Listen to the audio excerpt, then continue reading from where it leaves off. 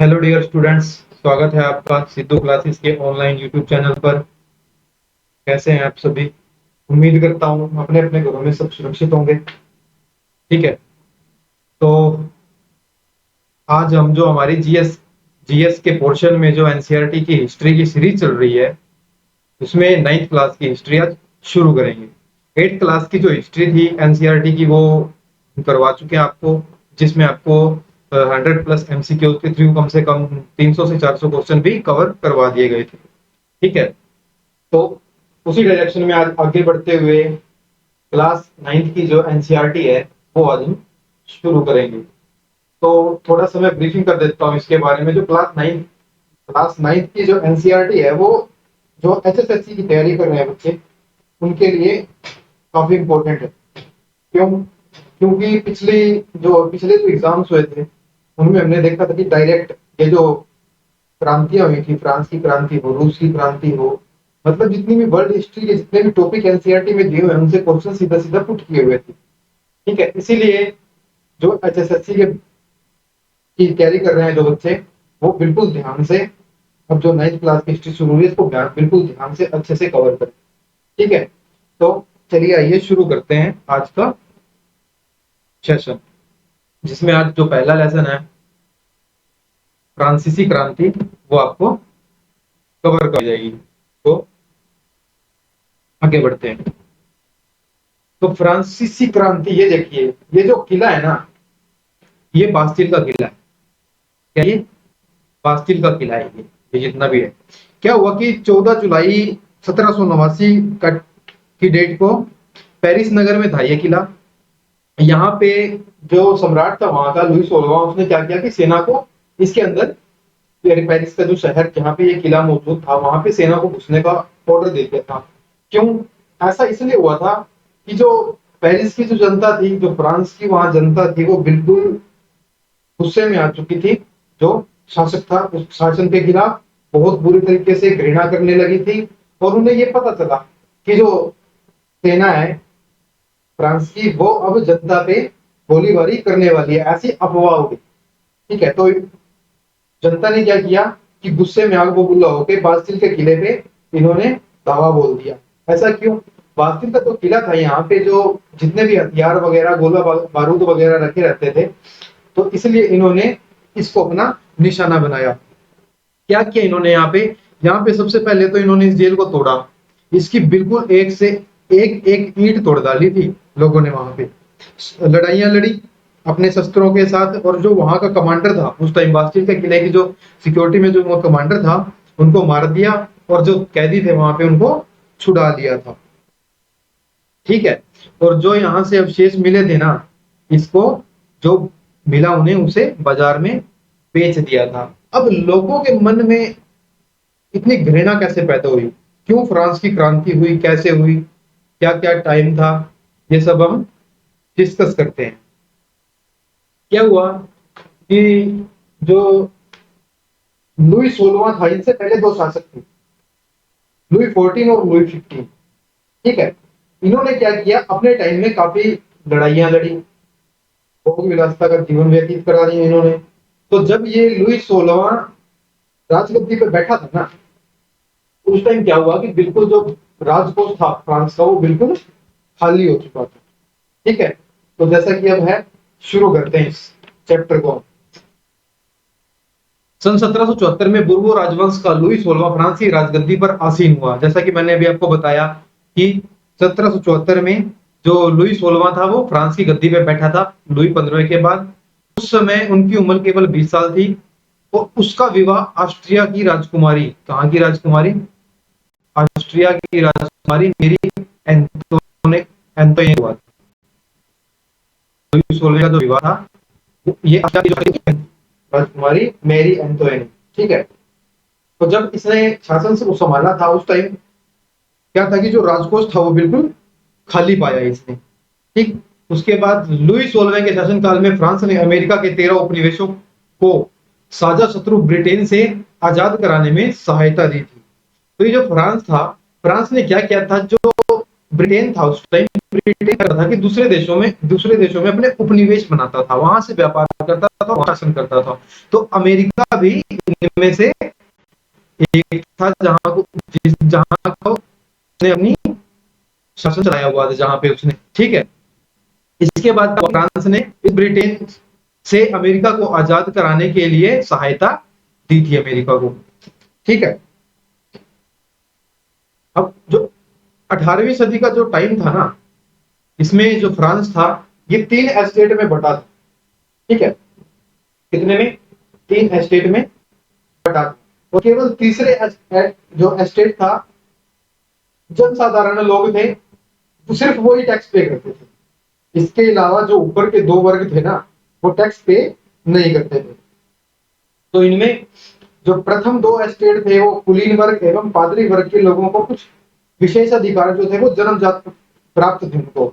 इनमें से सबसे महत्वपूर्ण अधिकार था राज्य को दिए जाने वाले करों से छूट। क्या था? राज्य को दिए जाने वाले करों से छूट। मतलब वो भी कुलीन वर्ग में और पादरी वर्ग में जो भी पैदा होता था ना, पैदा होते के साथ वो जो कर देना था उसे राज्य को, उससे मुक्त होता था। कुलीन वर्ग को कुछ अन्य सामंती विशेषाधिकार भी शामिल हासिल थे। वह किसानों से सामंती कर वसूलता था। किसान अपने स्वामी की सेवा, स्वामी के घर एवं खेतों में काम करना, सैन्य सेवाएं देना अथवा सड़कों के निर्माण में सहयोग आदि करने के लिए क्या थे? बाध्य थे, ठीक है। अब चर्च किसानों से कर का एक हिस्सा वसूलता था, जिसको बोलते थे टाइट, टाइट वसूलता था। और ऊपर से जो था जो तीसरा स्टेट था, उनको सरकार को कर तो चुकाना ही पड़ता था, ठीक है। तो इन करों में टाइल नाम का कर था, जिसको हम प्रत्यक्ष कर, मतलब डायरेक्ट टैक्स, जो डायरेक्टली पे किया जाता था, ठीक है। और उनके अप्रत्यक्ष कर शामिल थे, जिसका जो डायरेक्टली पे नहीं किया जाता था वो इनडायरेक्टली किसानों से ले लिया जाता था। इसमें कई कर ऐसे भी शामिल थे। अप्रत्यक्ष कर नमक और तंबाकू जैसे रोजाना उपभोग की वस्तुओं पर लगाया जाता था। अब ये जो अप्रत्यक्ष इनडायरेक्ट टैक्स होता था ना, जैसे नमक हो गया, जो डेली यूज का सामान होता था, ऐसी चीजों पे लगाया जाता था, ठीक है। तो अब मैं बता देता हूं, जैसे लीवरे है, तो फ्रांस की ये मुद्रा थी लीवरे, जिसे 1794 में समाप्त कर दिया गया था। कब समाप्त किया था? 1794 में, ठीक है। फ्रांसीसी क्रांति के बाद इस मुद्रा को समाप्त कर दिया गया था। एस्टेट, एस्टेट जैसे कि ये 3 एस्टेट मैंने आपको बताया, एक पादरी वर्ग था, एक कुलीन था, और एक जो तीसरा एस्टेट था उसका कोई नाम नहीं था, उसको थर्ड एस्टेट ही बोला जाता था। क्रांति पूर्व फ्रांसीसी समाज में सत्ता और सामाजिक हैसियत को अभिव्यक्त करने वाली श्रेणी, मतलब कि जो फ्रांसीसी समाज में जो सत्ता और जो समाज था हमारा, वहां पे हैसियत के हिसाब से श्रेणियों को जो विभाजन होता था उसको एस्टेट बोलते थे, ठीक है। टाइप, अभी मैंने कर की बात की, तो एक टाइप धार्मिक कर, क्या था? धार्मिक कर, चर्च वसूल करता था, इसको सरकार वसूल नहीं करती थी, इसको चर्च वसूल करती थी। जो राजा थे वो वसूल नहीं करते थे। और ये जो टाइप होता था, ये जो कृषि उपज होती थी किसानों की, कृषि उपज के 10वें हिस्से के बराबर, 10वें हिस्से के बराबर होता था। अब इसमें एक कर था, ये था टाइप। ये टाइप करता है, ये सीधे राज्य को अदा किया जाने वाला कर। राज्य को सीधे तौर पे दिया जाने वाला कर टाइप दे देगा, टाइल दे देगा, और 1-2 कर आपको दे देगा, तो टाइल आंसर बनेगा। ऐसे ही टाइड में भी होगा कि धार्मिक कर या तो किसे दिया जाता था, या फिर ऐसा कौन सा धार्मिक कर था जो चर्च वसूलता था, तो वो टाइप था, ठीक है। इसके आगे की कहानी क्या थी? इसके आगे तो फ्रांस की जनसंख्या 1715 में थी ना, वो फ्रांस की जनसंख्या धीरे धीरे बढ़ने लगी थी, और ये 1789 तक लगभग 3 करोड़ के आसपास हो चुकी थी। अब 3 करोड़ के आसपास होने के बाद क्या हुआ कि जो अनाज उत्पन्न होता था वहां पे, जो अनाज के उत्पादन था वहां पे, उसकी मांग बढ़ने लगी, क्योंकि जनसंख्या बहुत तेजी से बढ़ी थी, ठीक है। तो आधेतर ज्यादातर लोग थे वो मुख्य रूप से वहां पे पाव रोटी खाते थे, और पाव रोटी की ही कीमत में बहुत तेजी से वृद्धि हुई थी, ठीक है। इससे क्या हुआ कि जो कामगार कारखानों में मजदूरों की मजदूरी जो मालिक तय करते थे वो उनको कम मजदूरी कम देते थे। बट क्या हुआ कि महंगाई दर जो थी वो महंगाई जो थी बढ़ती जा रही, ठीक है, और जो उनकी मजदूरी थी वो मालिक तय करते थे कारखानों के, और उनकी मजदूरी उतनी ही थी। इससे क्या हुआ, इससे ये हुआ कि जो रोजी रोटी का संकट था वो पैदा हो गया, और ऐसे जीविका संकट प्राचीन राजतंत्र के दौरान फ्रांस में काफी आम थे, क्योंकि पहले से ही लुई 14वां लुई 15वां के शासनकाल से लड़ाइयां होती जा रही थी, जो राजकोष था वो खाली होता जा रहा था, तो ये इस चीज की उन्हें मतलब आम बात हो चुकी थी ऐसी स्थिति उत्पन्न होना। तो इसमें एक वर्ड आया जीविका संकट। तो जीविका संकट क्या होता है कि जीविका संकट ऐसी चरम स्थिति होती है, ऐसी स्थिति होती है जब जीवित रहने के लिए जो जरूरत से जरूरत मतलब कम से कम जो चीजें चाहिए होती हैं वो भी खतरे में पड़ने लगती है, ठीक है, ऐसे ऐसी स्थिति को बोलते हैं हम जीविका संकट, ठीक है। अब इसके बाद 18वीं शताब्दी में एक नया सामाजिक समूह का उत्पन्न हुआ, इसे मध्य वर्ग कहा गया, या मिडिल, जिसको हम आज मिडिल क्लास बोल देते हैं ना, ऐसा एक वर्ग पैदा हुआ, ठीक है। अब मिडिल वर्ग पैदा हो गया जिसने फैलते समुद्र के पार जो व्यापार था वहां से ऊनी तथा रेशमी वस्त्रों के उत्पादन के बल पर यह संपत्ति अर्जित कर लेते थे, ठीक है। ऊनी और रेशमी कपड़ों का या तो वो निर्यात करते थे या फिर समाज के जो समृद्ध लोग होते थे ना उनसे वो खरीद लेते थे।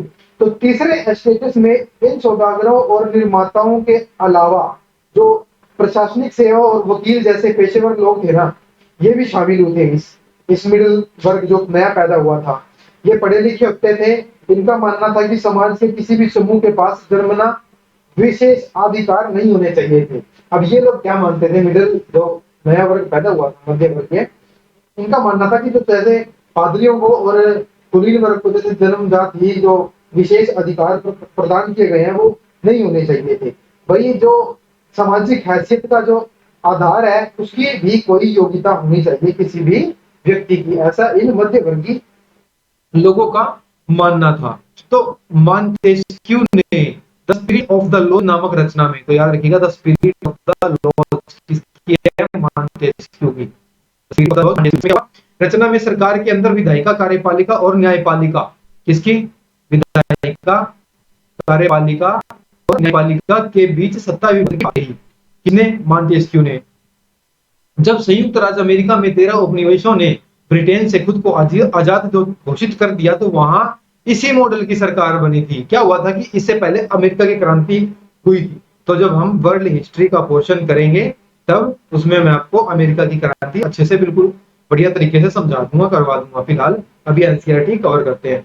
तो क्या था, जब 13 उपनिवेश फ्रांस ने आजाद करवाए थे तब वहां पे जो था इसी मॉडल की सरकार बनी, ठीक है।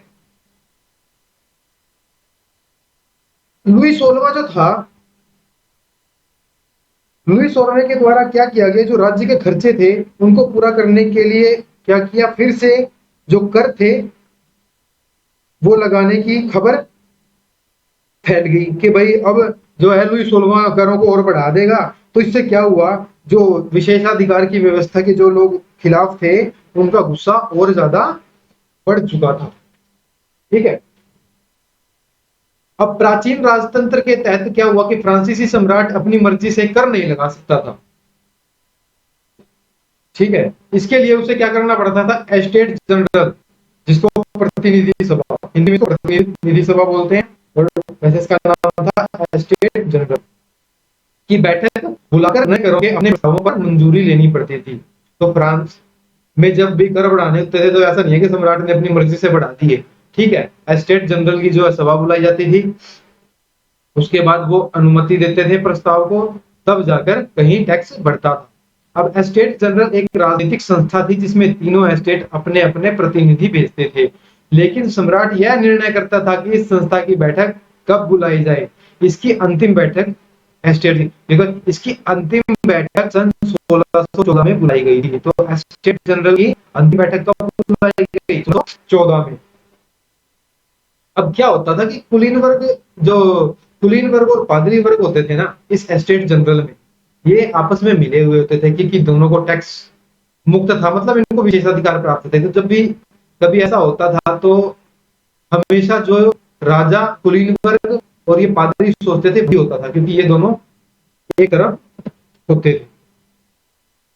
अब एस्टेट जनरल जो थी, इसके नियमों के अनुसार क्या था कि प्रत्येक वर्ग को मत देने का अधिकार था। इस बार क्या हुआ, जब ये एस्टेट जनरल की सभा बुलाई गई, लुई 16वां इस प्रथा का पालन करने के लिए दृढ़ प्रतिज्ञा था। मतलब कि उसको यूं था कि भाई करवाएंगे वोटिंग।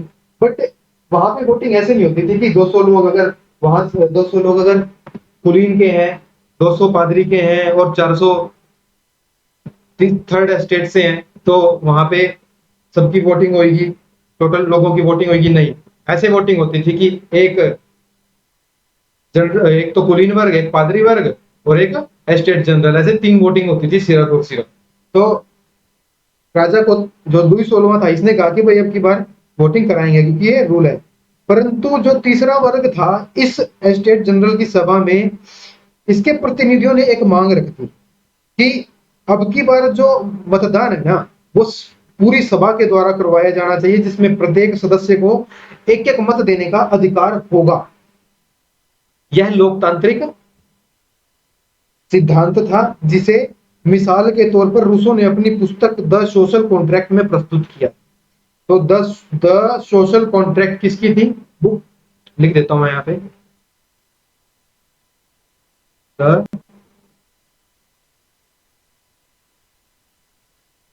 सोशल कॉन्ट्रैक्ट किसकी थी? ठीक है, तो ध्यान रखिएगा किसकी थी। तो सोशल कॉन्ट्रैक्ट रूसो की बुक थी। अब क्या हुआ कि जो सम्राट था, इसने क्या किया, इस जो प्रस्ताव रखा कि भाई प्रत्येक सदस्य वोटिंग करेगा, इसको मानना नहीं, अस्वीकार कर दिया जो लुई 16वां था उसने। तो तीसरा जो एस्टेट था, इसने विरोध जताते हुए क्या किया, ये सभा से बाहर चले गए। अब इसके बाद क्या हुआ कि तीसरे एस्टेट के प्रतिनिधि को संपूर्ण फ्रांसीसी राष्ट्र का प्रवक्ता मानते थे। 20 जून 1789 को सभी प्रतिनिधि वर्साई के इंडोर टेनिस कोर्ट में जमा हुए। उन्होंने इनके ऐसे जो जहां पे ये एस्टेट जनरल की जो सभा बुलाई जाती थी, वहां पे तो इनकी एंट्री बंद कर दी थी, और क्योंकि खुद निकले थे वहां से, ठीक है। तो ये टेनिस कोर्ट था वहां पे, एक इंडोर अंदर टेनिस कोर्ट था एक, वहां पे जमा हुए। इन्होंने अपने आप को नेशनल असेंबली घोषित कर दिया। आपको नेशनल असेंबली के रूप में परिवर्तित कर लिया। किसने? तीसरे एस्टेट ने। याद रखिएगा, कब? 1789 को। और शपथ ली कि जब तक सम्राट की जो शक्तियां हैं उनको कम करने वाला संविधान तैयार नहीं हो जाता ना, तब तक ये असेंबली भंग नहीं होगी। अब जो इस नेशनल असेंबली का नेतृत्व किया, वो किया मिराबियो और आबे ने। आबे सीएम, ये आबे सीएम का पूरा नाम है, ये पादरी, ठीक है। तो जिस वक्त जो नेशनल असेंबली का प्रारूप तैयार करने में, ये नेशनल असेंबली संविधान का प्रारूप तैयार करने में जुटे हुए थे ना, उस समय फ्रांस जो था, फ्रांस में आंदोलन पूरी तरह से चल रहा था। जो देहाती इलाके, मतलब जो गांव के इलाके थे, वहां अफवाह फैल गई थी कि जागीरों के जो मालिकों ने भाड़े पर हैं, जो गुंडे बुलाए हुए हैं, गिरोह बुलाए हुए हैं, जो लठैत हैं या लुटेरे जितने जो भी हैं, मारने मारने पीटने के लिए उनको, जो जो पकी फसलें हैं, उनको तबाह करने के लिए निकल पड़े हैं। कई जिलों में क्या हुआ कि भय से आक्रांत, भय से डर, मतलब भय से मतलब बेचैन हो गए किसान। उन्होंने जो उनके खुद के जो खेती के हथियार या उपकरण हुआ करते थे, उनको लेके जो ग्रामीण किले थे उन पर आक्रमण कर दिया किसानों ने। जो अन्न के भंडार हुआ करते थे वहां के, उनको लूट लिया, और जो लगान, जो कर संबंधी कागज थे, उनको जलाकर राख कर दिया वहां पर। अब जब इतना विरोध होने लगा ना, तो प्रजा का इतना विद्रोह देखकर लुई 16वें ने क्या किया, नेशनल असेंबली को मान्यता दे दी। और ये भी फाइनल हो गया कि जो उसकी सत्ता है, उस पे अब संविधान का अंकुश होगा।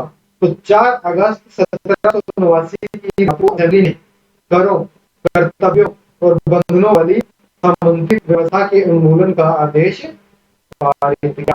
ठीक है, जो इसके बाद पादरी वर्ग के जो लोग थे उनको भी अपने विशेषाधिकारों को छोड़ने के लिए विवश कर दिया गया भी आपको भी अपने विशेषाधिकार छोड़ने पड़ेंगे। और जो धार्मिक कर टाइट था उसको समाप्त कर दिया गया। और जो चर्च के जो अंडर भूमि आती थी, जो चर्च के स्वामित्व वाली भूमि थी, वो जब्त कर ली गई इस घटना के बाद। ठीक है, अब नेशनल असेंबली ने सन 1791 में संविधान का प्रारूप पूरा कर लिया।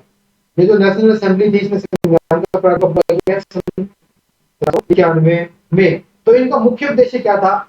इनका मुख्य उद्देश्य था कि जो सम्राट की शक्तियां है ना उनको सीमित कर ली जाए, क्योंकि सम्राट अपनी शक्ति बहुत गलत इस्तेमाल करता है।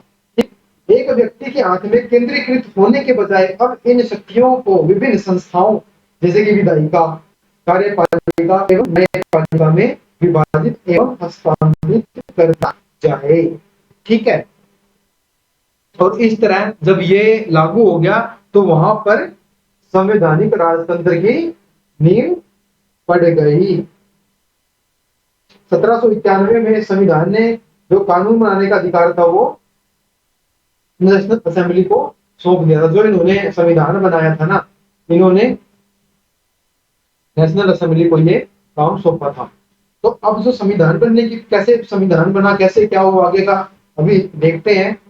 उससे पहले कुछ जो राजनीतिक प्रतीक थे फ्रांस में उसको देख लेते हैं। जो टूटी हुई जंजीर, एक जंजीर जिसका मतलब था कि दासों को बांधने के लिए जंजीरों का प्रयोग होता था। टूटी हुई हथकड़ी उनकी आजादी का। तो फ्रांस में जो टूटी हुई जंजीर है वो किसकी आजादी का प्रतीक थी? दासों की आजादी का। ये दासों की आजादी का प्रतीक है। छड़ों का बर्छीदार गट्ठर, एक जैसे कि वो पतले पतले जो डंडे होते हैं उनका जो गट्ठर होता है ना, वैसा साइन था ये।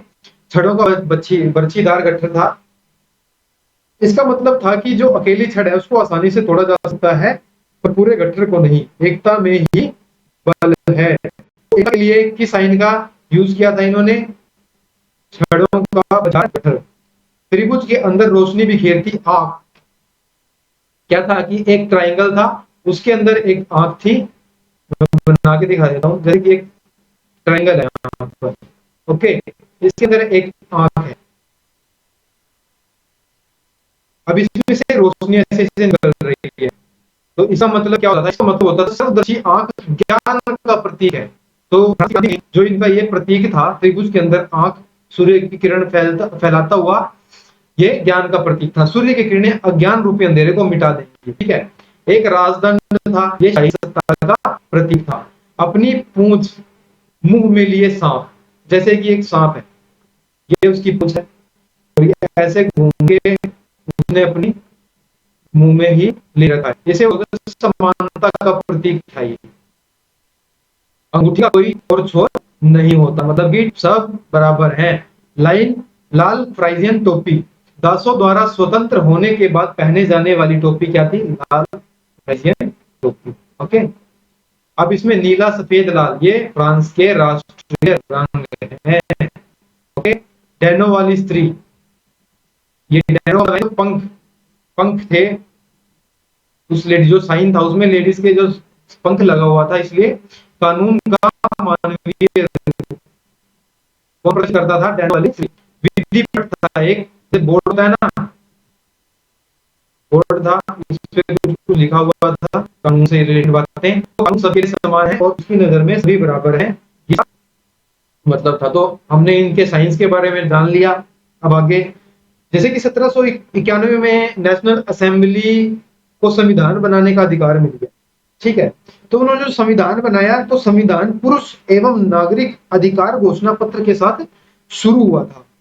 तो इस घोषणा पत्र में जीवन के अधिकार, अभिव्यक्ति की स्वतंत्रता के अधिकार और कानूनी बराबरी के अधिकार को, जो नैसर्गिक एवं अहरणीय, मतलब जिसका हरण नहीं किया जा सकता, और नैसर्गिक का मतलब अति आवश्यक अधिकार के रूप में स्थापित किया गया था। अर्थात ये अधिकार प्रत्येक व्यक्ति को जन्मजात प्राप्त थे और इन अधिकारों को छीना नहीं जा सकता था। और राज्य का जो था ये कर्तव्य माना गया कि वह प्रत्येक नागरिक के ये जो नैसर्गिक अधिकार उनको दिए गए हैं संविधान के थ्रू, इनका सम्मान करे, ठीक है, इनकी रक्षा करे, ये राज्य का कर्तव्य है। सिर्फ संविधान बनाया गया, वहां से राजतंत्र को हटाया नहीं गया था उस टाइम पे।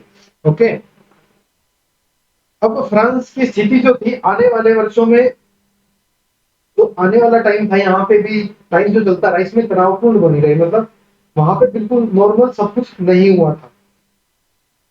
लुई 16वें ने क्या किया था, संविधान पर हस्ताक्षर तो कर दिए थे, परंतु क्या हुआ कि जो प्रशा प्रशा एक देश था, प्रशा के राजा से उसकी गुप्त वार्ता भी चल रही थी। फ्रांस की घटनाओं से अन्य जो पड़ोसी देश थे, वहां के शासक चिंता में थे। वो चिंता में किस लिए थे? चिंता में इसलिए देखिए, अगर वहां पे ये हो सकता है तो हमारे यहाँ पे भी ऐसा हो सकता है। इसलिए क्या हुआ कि 1789 के मिडिल में जो ऐसे ऐसे विद्रोह थे, जो फ्रांस में विद्रोह हुआ था, ऐसे विद्रोह को रोकने के लिए इन जो शासकों ने क्या किया, सेना भेजने की योजना बना ली। ठीक है, अब 14 अप्रैल, यहाँ पे लिखा नहीं हुआ डेट, मैं बता देता हूँ आपको। 14 अप्रैल 1792 में नेशनल असेंबली ने प्रशा एवं ऑस्ट्रिया के विरुद्ध युद्ध की घोषणा का प्रस्ताव पारित कर दिया। क्यों किया? अब जैसे कि लुई 16वें की प्रशा और ऑस्ट्रिया के साथ गुप्त रूप से, किसी को पता नहीं था, तो इनको खबर मिल गई, जो नेशनल असेंबली थी उनको खबर मिल गई, तो कि भाई जो राजा है अपने देश का, वो ऐसे ऐसे गुप्त रूप से दूसरे देशों से बात कर रहा है। तो इन्होंने उन दोषों के खिलाफ युद्ध की घोषणा का प्रस्ताव जो था पारित कर दिया। अब प्रांतों से हजारों स्वयंसेवी सेना में भर्ती होने के लिए जमा होने लगे। उन्होंने इस युद्ध को यूरोपीय राजाओं एवं कुलीनों के विरुद्ध जनता की जंग के रूप में लिया। उनके होठों पर देशभक्ति के जो तराने थे, उनमें कवि रोजेट डी लाइव द्वारा रचित मार्सिले फ्रांस का राष्ट्रीय गान। यह गीत पहली बार मार्सिलेस के स्वयं सेवियों ने पेरिस की ओर कूच करते हुए गाया था, इसलिए इस गाने का नाम मार्सिले हो गया था, जो अब फ्रांस का राष्ट्रगान। ठीक है, अब ये जो क्रांतिकारी युद्ध थे, इससे जनता को भारी क्षति तो हुई, और साथ में जो आर्थिक कठिनाइयां थी वो झेलनी पड़ रही थी। पुरुषों के मोर्चे पर चले जाने के बाद जो घर परिवार की जो रोजी रोटी थी, उसका जो जिम्मा था वो अब औरतों पे आ चुका था। देश की आबादी का एक बड़ा हिस्सा ऐसा लगता था कि क्रांति के सिलसिले को आगे बढ़ाने की जरूरत है, क्योंकि जो 1791 के संविधान से सिर्फ अमीरों को राजनीतिक अधिकार प्राप्त हुए थे। लोग राजनीतिक क्लब बनाए लोगों ने, और वहां पे सरकारी नीतियों और अपनी कार्य योजना पर बहस करते थे। और ऐसे क्लबों में एक सबसे प्रसिद्ध क्लब बन गया था जैकोबियन क्लब। तो जैकोबियन क्लब का नेता मैक्सिमिलियन रोबेस्पियर था। कौन था? Maximilien Robespierre. जैकोबिनों के एक बड़े वर्ग ने धोती कामगारों की तरह धारीदार लंबी पतलून पहनने का निर्णय लिया। ऐसा उन्होंने समाज के फैशन प्रस्त वर्ग, खासतौर से घुटने तक पहने जाने वाले ब्रीचेस ब्रीचेस क्या पहनते थे, पहनने वाले कुलीन वर्ग को पहनते थे, कुलीन से खुद को अलग करने के लिए किया। क्या हुआ कि ये जो जैकोबिन के सदस्य थे, इन्होंने फुल पैंट तैयार करवाई अपने लिए, जिसपे लाइनें बनी होती थी। ठीक है, ये ब्रीचेस पहनने वाले कुलीनों की सत्ता समाप्ति का ऐलान करने का उनका एक तरीका था। इसलिए जैकोबिनों को सोकुलात के नाम से जाना जाता है। इनको जाना जाता है सोकुलात के नाम से, जैकोबिनों, जिसका शाब्दिक ठीक। अब 1792 के मिडल में गर्मियों के टाइम में क्या हुआ कि जैकोबिनों ने खाद्य पदार्थ की महंगाई और अभाव से नाराज होकर पेरिस वासियों को लेकर एक विशाल हिंसक विद्रोह की योजना बनाई थी।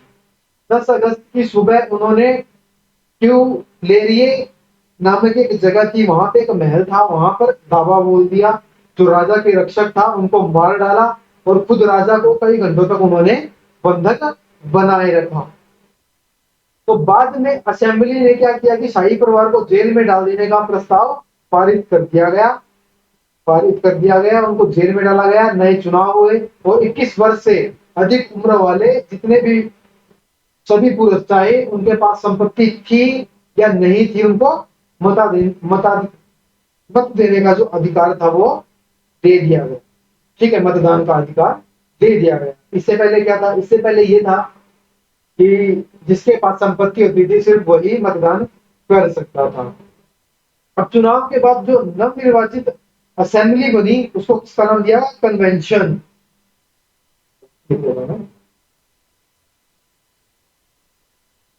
कन्वेंशन का क्या? 1792 में जो ये घटना घटी ट्यूलेरिया में, उसके बाद जो चुनाव हुए वहां पे जीत के बाद जो नई असेंबली बनी थी उसको कन्वेंशन नाम दिया गया। और फ्रांस में इस तरह 21 सितंबर 1792 को राजतंत्र का अंत कर दिया और फ्रांस को एक गणतंत्र राज्य घोषित किया। गणतंत्र क्या होता है? गणतंत्र सरकार का वह रूप होता है जहां सरकार एवं उसके प्रमुख का चुनाव जो है जनता करती है। ये देखिए 1792 में चुनाव कराए जाने के बाद कन्वेंशन का नाम दिया गया। 21 सितंबर 1792 को उसने राजतंत्र का अंत कर दिया फ्रांस को। इसके बाद जैसे कि उनको पकड़ लिया गया था, राजा को कैद कर लिया गया था, तो लुई 16वां को न्यायालय द्वारा देशद्रोह के आरोप में मौत की सजा सुना दी गई। 21 जनवरी 1793 को प्लेस स्टील लॉ कॉनकॉर्ड में उसे सार्वजनिक रूप से फांसी दी गई। तो लुई 16 को फांसी हुई 1793 में, 21 जनवरी 1793 को। ओके, तो इसके बाद जो 1793 से जो 1794 एक साल का काल था, इसको आतंक का युग बोला जाता है। रोबेस्पियर ने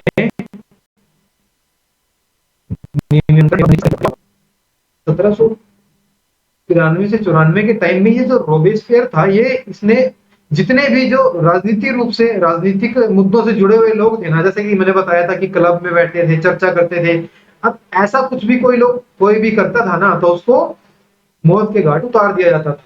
तो इस नीति के तहत नियंत्रण एवं दंड की जो सख्त नीति बनाई थी, मारकाट की थी, तो इसीलिए एक साल को क्या बोलते हैं हम? आतंक का युग फ्रांस में बोला जाता है। ठीक है, क्या रोबेस्पियर जो था उसके हिसाब से क्या था? गणतंत्र के जो भी शत्रु थे, चाहे वो कुलीन वर्ग था, चाहे वो पादरी वर्ग था, या कोई भी राजनीतिक दल था, उसके सदस्य जो उसकी कार्यशैली से असहमति रखने वाले पार्टी सदस्य थे, क्या करता था? ये उनको गिरफ्तार करके जेल में डाल देता था और क्रांतिकारी न्यायालय हुआ करती थी उसके पास, उस पर मुकदमा चलाता था ये, और यदि दोषी पाता था तो गिलोटिन नाम का एक क्या कहते हैं उपकरण था इनके पास, वो सिर कलम करता था। कहते हैं कि फ्रांस में लोगों को फांसी दी जाती थी ना, तो एक व्यक्ति ने, एक जो इनका सलाहकार था, इसने बोला कि भाई फांसी ना दी जाए। फांसी कई बार क्या होता है कि आदमी तड़प के रह जाता है, आदमी की तड़प बहुत टाइम तक रहती है यदि उसकी मृत्यु नहीं होती, तो ऐसा कोई उपाय निकाला जाए। गिलोटिन नाम के थे व्यक्ति, उनका जो सरनेम था वो गिलोटिन था। तो उन्होंने कहा कि भाई कोई ऐसा यंत्र बनाया जाए जिससे बिना तड़प के आदमी को एक झटके में मारा जा सके। तो उन्होंने गिलोटिन बनाया था। तो ये गिलोटिन क्या था? गिलोटिन दो खंभों के बीच लटकते आरे वाली मशीन थी। क्या होता था? कैसे? दो खंभे लटके रहते थे, इधर साइड में एक ब्लेड, ये जैसे ये है ब्लेड होता था, ऐसे तेज ब्लेड होता था, तो यहाँ पे व्यक्ति को लेटा दिया जाता था उल्टा, यहाँ पे होता था, ये जो ब्लेड होता था सीधा एक झटके में यहाँ पे आके लगता था और उसका जो सर था वो धड़ से अलग हो जाता। ठीक है, रोबेस्पियर को जुलाई 1794 में न्यायालय द्वारा दोषी ठहराया गया। क्या हुआ था कि जो रोबेस्पियर ने अपनी नीतियों को सख्ती से लागू किया था, तो जो उसके समर्थक थे ना, वो भी इससे बहुत ज्यादा परेशान हो चुके थे, वो भी त्राही त्राही करने लगे थे। तो इसके बाद जुलाई 1794 में न्यायालय द्वारा उस पर मुकदमा ठहराया गया और गिरफ्तार करके अगले ही दिन उसे गिलेटिन पर चढ़ा दिया गया। गिलेटिन हम जान चुके हैं क्या होता है। इसके बाद क्या हुआ, इसके बाद ये हुआ कि जो जैकोबिन सरकार बनी थी, उसके पतन के बाद जो मध्य वर्ग के संपन्न तबके के पास सत्ता आ गई।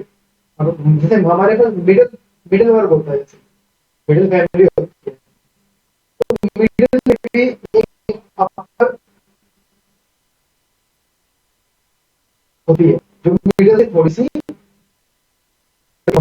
थोड़ा सा ऊपर बोला जाता है। तो इनमें जो संपन्न मध्य वर्ग के संपन्न तबके होते हैं इसको, तो मध्य वर्ग में जो संपन्न तबके थे उनके हाथ में सत्ता आ गई थी। तो नए संविधान के तहत संपत्तिहीन तबके को मताधिकार से वंचित कर दिया गया।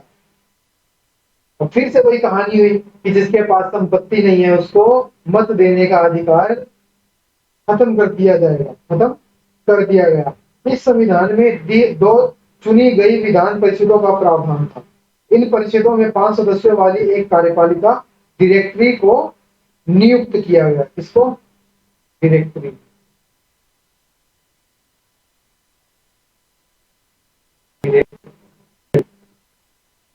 अब डायरेक्टरों का झगड़ा जो था अक्सर विधान परिषदों से होता था, और तब परिषद क्या करती थी, उन्हें बर्खास्त करने की चेष्टा करती थी। डायरेक्टरी की राजनीतिक अस्थिरता से सैनिक तानाशाह नेपोलियन बोनापार्ट के जो उदय का मार्ग था वो प्रशस्त हो गया था। अब क्या हुआ कि जो डायरेक्टरी थी राजनीतिक रूप से अस्थिर थी, तो इसकी अस्थिरता ने क्या किया, जो तानाशाह सैनिकों का तानाशाह, मतलब तानाशाह जो नेपोलियन बोनापार्ट था वो वैसे ही तानाशाही अपनी चलाना चाहता था, तो उसका शासन में आना बिल्कुल वो हो चुका था, उसका रास्ता खुल चुका था। अब महिलाएं जो थी वहां पे, अब मताधिकार की बात मैंने की थी कि मताधिकार संपत्ति वालों को दे दिया गया था। वहां पे जो महिलाएं थी वो फ्रांसीसी समाज में जो इतने परिवर्तन आए थे इसकी भागीदारी में उन्होंने सक्रिय रूप से भाग लिया था। उनका बहुत बड़ा इसमें योगदान था। जो तीसरे जो तीसरे एस्टेट की महिलाएं थी जीवन निर्वाह के लिए काम करती थी, सिलाई बुनाई करती थी और कपड़ों की धुलाई किया करती थी। बाजारों में फल सब्जियां बेचती थी और जो बड़े बड़े घर होते थे उनमें मतलब उनकी सफाई का या घरेलू काम जो भी होते थे वहां पे ऐसे ऐसे काम करके वो अपने घर को चलाया करती थी। तो जब ऐसा हुआ कि अब जो जिसके पास संपत्ति है उसको ही मत देने का अधिकार मिलेगा, तो इनका तो बिल्कुल मतलब इनको तो नागरिक ही नहीं माना गया। वहां पे इनको ऐसा लगने लगा कि हमने इतना योगदान दिया और हमारे साथ ऐसा हो रहा है। तो उन्होंने अपने हितों को ध्यान में रखते हुए और उसको बरकरार रखने के लिए कई राजनीतिक क्लब शुरू किए और अखबार निकाले। Society of revolutionary and Republic women, ये जो वहां का क्लब था ये सबसे मशहूर महिलाओं का क्लब था। तो इस क्लब की प्रमुख मांग क्या थी, इस क्लब की प्रमुख मांग यह थी कि महिलाओं को पुरुषों के समान जो राजनीतिक अधिकार है वो प्राप्त होने चाहिए। और महिलाओं ने इस बात से निराशा जताई कि 1791 के संविधान में उन्हें निष्क्रिय नागरिक का दर्जा दिया गया था। मतलब मैंने वही भी बताया कि उनको तो नागरिक ही नहीं माना गया था, मतलब उनको निष्क्रिय नागरिक का दर्जा दिया गया था कि भाई इनका कोई योगदान नहीं है, ये निष्क्रिय है। तो प्रारंभिक वर्षों में क्या हुआ कि क्रांतिकारी सरकार ने महिलाओं के जीवन के सुधार लाने के लिए कुछ कानून बनाए। फिर भी जो राजनीतिक अधिकारों के लिए महिलाओं का जो संघर्ष था वो जारी रहा। तो जैसा कि अभी हमने डिस्कस किया कि फ्रांस में जो सरकार आई थी जैकोबिन शासन की, उन्होंने मतलब लोगों के जीवन में बहुत सारे सुधार किए। तो जो दास प्रथा का उन्मूलन था, दास प्रथा का उन्मूलन फ्रांसीसी उपनिवेशों से अंतिम रूप से दास प्रथा का उन्मूलन 1848 में किया गया। वैसे तो 1792 में दास प्रथा पर रोक लगा दी गई फ्रांस में, बट जो अंतिम रूप से वहां खत्म हुआ था वो 1848 में खत्म हुई थी। ये वहां पे एक जबरदस्त सामाजिक सुधार के रूप में देखा गया। लेकिन जो अंत में क्या हुआ कि 1794 में कन्वेंशन जो नई असेंबली बनाई थी, उन्होंने क्या किया कि फ्रांसीसी उपनिवेशों में सभी दासों की मुक्ति का कानून जो था पारित कर दिया। यह कानून एक छोटी सी अवधि तक लागू रहा। 10 वर्ष बाद जो था नेपोलियन ने दास प्रथा पुनः शुरू कर दी थी। जैसे कि मैंने भी बताया कि 1792 में क्या हुआ था कि दास प्रथा पे रोक लगा दी गई थी, परंतु 1794 में कानून पारित हुआ। बट जब ये जो डायरेक्टरी बनाई गई थी वो राजनीतिक रूप से अस्थिर थी, तो नेपोलियन बोनापार्ट जब शासन में आया था ना, वो शासक बना, उसने क्या किया, दास प्रथा को दोबारा शुरू करवा दिया गया। ओके। 1804 में नेपोलियन बोनापार्ट ने खुद को फ्रांस का सम्राट घोषित किया। 1804 में नेपोलियन बोनापार्ट, याद रखना, तो बहुत इंपॉर्टेंट है ये। नेपोलियन बोनापार्ट 1804 में फ्रांस का शासक बना, इसने खुद को फ्रांस का सम्राट घोषित कर दिया। नेपोलियन खुद को यूरोप के आधुनिकीकरण का अग्रदूत मानता था। यूरोप के आधुनिकीकरण का अग्रदूत, ठीक है, खुद को यह मानता था। उसने निजी संपत्ति की सुरक्षा के कानून बनाए और दशमलव पद्धति पर आधारित नाप तोल की एक प्रणाली चलाई। अब ये भी एक तानाशाही था, बिल्कुल तानाशाह, जो इसके मन में आता था वो ये करता था नेपोलियन बोनापार्ट। ठीक है, तो 1815 में वाटरलू में हार हो गई। ठीक, ये तो हमारी जो थी फ्रांस की क्रांति थी। कैसे वहां पर राजतंत्र, जो राजा की शक्तियां थी, उस पर कोई अंकुश नहीं था, उस पर कोई भी रोक टोक नहीं थी। इसके लिए थर्ड एस्टेट ने कैसे अलग से नेशनल असेंबली बनाकर उस वहां विद्रोह किए, जिसके कारण जो लुई 16वां था उसने मांग मानी कि भाई संविधान बनाया जाएगा। इस संविधान के थ्रू उसके ऊपर अंकुश लगाया गया, और धीरे धीरे क्या हुआ, अंकुश लगाने के बाद वहां का शासक दूसरे जो प्रशा और ऑस्ट्रिया थे उनसे संपर्क में था कि भाई ऐसा दोबारा ना हो, इस विद्रोह को दबाया जाए, जो थर्ड एस्टेट के लोग हैं उनको दबा दिया जाए और वहां पे राजतंत्र को दोबारा लाया जाए। ऐसा होने से पहले ही नेशनल असेंबली ने वहां जो प्रशा और ऑस्ट्रिया था इस पे युद्ध की घोषणा कर दी। इसके बाद कैसे जैकोबियन क्लब उठा, कैसे यहाँ पे संविधान था, वहां कानून बनना शुरू हुआ, कानून बना, कैसे कैसे सुधार आए। ठीक, ये सब जो हमने कवर कर लिया आज फ्रांस की क्रांति में। तो इसमें एक दो पॉइंट रह गए हैं, वो देखते हैं। ब्रिटेन की सरकार चर्च ऑफ इंग्लैंड का समर्थन करती थी। ऑस्ट्रिया और स्पेन कैथोलिक चर्च के समर्थक थे। तो जो ब्रिटेन की सरकार ना, वो चर्च ऑफ इंग्लैंड को हेड मानती थी, बट जो ऑस्ट्रिया और स्पेन ये कैथोलिक चर्च के समर्थक थे। इंग्लैंड के जाने माने उद्योगपति रॉबर्ट ओवेन ने इंडियाना, मतलब अमेरिका को सही में इंडियाना बोलते हैं, में नया समन्वय के नाम से एक नई तरह के समुदाय की रचना का प्रयास किया। 1870 का दशक आते आते समाजवादी विचार पूरे यूरोप में फैल चुका था। अपने प्रयासों में समन्वय लाने के लिए समाजवादियों ने द्वितीय इंटरनेशनल के नाम से एक अंतरराष्ट्रीय संस्था भी बना ली थी। जर्मनी में सोशल डेमोक्रेटिक पार्टी, कहाँ, जर्मनी में, के साथ इन संगठन के काफी गहरे रिश्ते थे और संसदीय चुनावों में वे पार्टी की भी मदद करते थे। 1905 तक ब्रिटेन के समाजवादियों और ट्रेड यूनियन आंदोलनकारियों ने लेबर पार्टी के नाम से अलग पार्टी बना ली थी। ये कुछ इंपॉर्टेंट पॉइंट है जो अब हमारी यूरोपीय, जो यूरोप में क्रांति कैसे शुरू हुई, जो नेक्स्ट में हम पढ़ेंगे, नेक्स्ट चैप्टर में, उनमें ये सब काम आएंगे।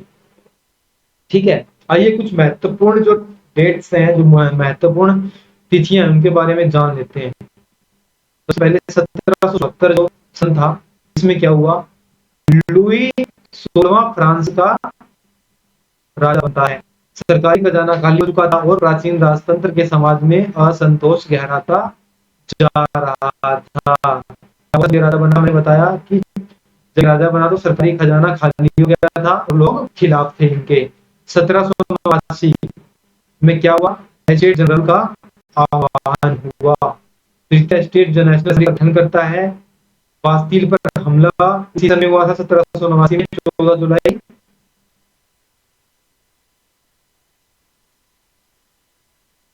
जुलाई 1789 को किसानों का विद्रोह भी हुआ। 1791 में क्या हुआ था? सम्राट की शक्तियों पर अंकुश लगाने और सभी मनुष्यों को मूलभूत अधिकार प्रदान करने के लिए संविधान बनाया गया। ठीक, 92-93 के टाइम पे क्या हुआ? फ्रांस गणराज्य बनता है, सिर काटकर राजा को मार दिया जाता है और जैकोबिन गणराज्य का पतन होता है और फ्रांस पर डायरेक्टरी का शासन आ जाता है। और इस डायरेक्टरी के बाद कौन बनता है? Napoleon Bonaparte. ओके, 1804 में क्या हुआ? नेपोलियन फ्रांस का सम्राट बना, यूरोप के विशाल बदल गया। और 1815 में जो वाटरलू में नेपोलियन की हार हुई। तो इस तरह आज हमने फ्रांस की क्रांति पढ़ ली है। वीडियो को लाइक करें, सब्सक्राइब करें और अपने ज्यादा से ज्यादा फ्रेंड्स को हमारी क्लासेस से जोड़ने की कोशिश करें ताकि आने वाले एग्जाम में वो भी इसका बेनिफिट उठा सकें। मिलते हैं अगली क्लास में। Thank you.